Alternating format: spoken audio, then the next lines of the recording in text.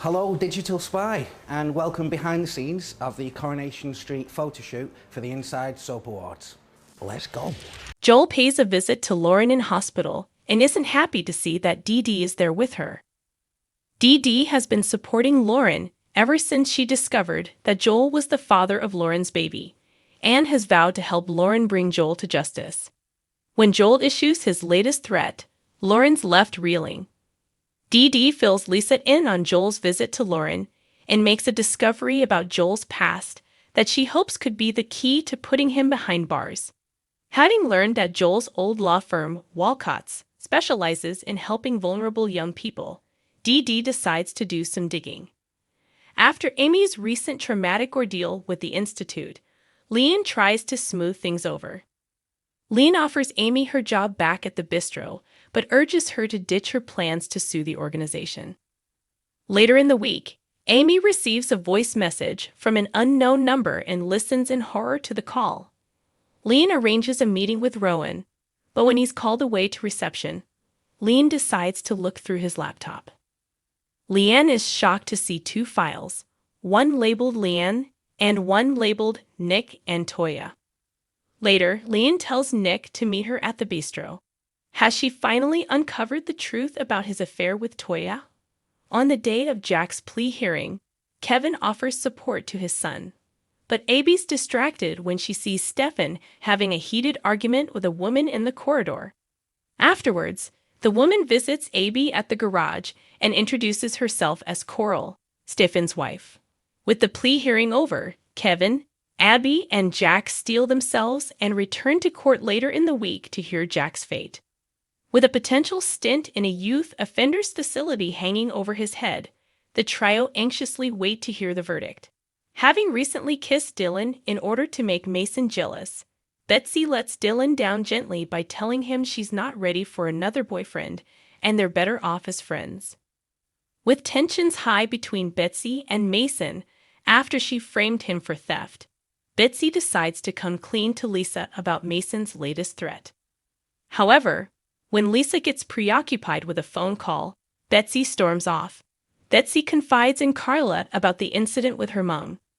Carla decides to play peacemaker between them by assuring Betsy that Lisa loves her, and Betsy needs to cut her some slack. Later, Lisa also turns to Carla and fills her in on her frustrations with Betsy. It soon becomes clear to Betsy that Carla and Lisa are growing closer. How will she react? Carla meets with a potential supplier at the Chariot Square Hotel, but is soon distracted when she sees Joel there. At the end of her meeting, Carla approaches Joel's table and declares to the whole room that Joel is physically abusive to women and an attempted murderer. Paul is excited when Gemma calls at the flat with Joseph and the quads ahead of their first day at school. Billy takes some family pictures of them all together to remember the moment. Meanwhile, Paul begins recording a list of things he would like Billy to do after he's passed away. However, when Paul tries to play it for Billy and Summer, the synthesizer runs out of power. With Paul frustrated, Summer springs into action with a plan to help. Kit fears his involvement in Nathan's arrest could be uncovered following recent suspicion that something doesn't add up about Nathan's case. Nathan was arrested earlier this year, but viewers will remember that Kit secured Nathan's arrest by planting one of Lauren's hairs in his van. Kit is put on the spot when Lisa quizzes him about the evidence planted in Nathan's vehicle. Will he manage to convince her that he wasn't involved? Kit arranges for David to call at the flat and give Paul a haircut. While he's there, David suggests to Billy that they should go for a drink. Billy is reluctant, but Paul insists he should go and have some fun. Kit keeps Paul company, and the brothers decide to spend as much time as they can together to make up for all the lost years. Ken tells Cassie that although he no longer needs her assistance, he enjoys her company and would like her to stay on. It becomes clear that Tracy doesn't share Ken's view when she accuses Cassie of trying to get with Steve. Cassie insists that Tracy's got it wrong, but will she be able to convince her otherwise? Coronation Street is set to air a shocking new storyline for Bethany Platt, who will be left fighting for her life after getting sepsis. It was confirmed last month that Bethany will soon become increasingly insecure about her appearance and make the decision to get cosmetic surgery abroad, which doesn't go to plan.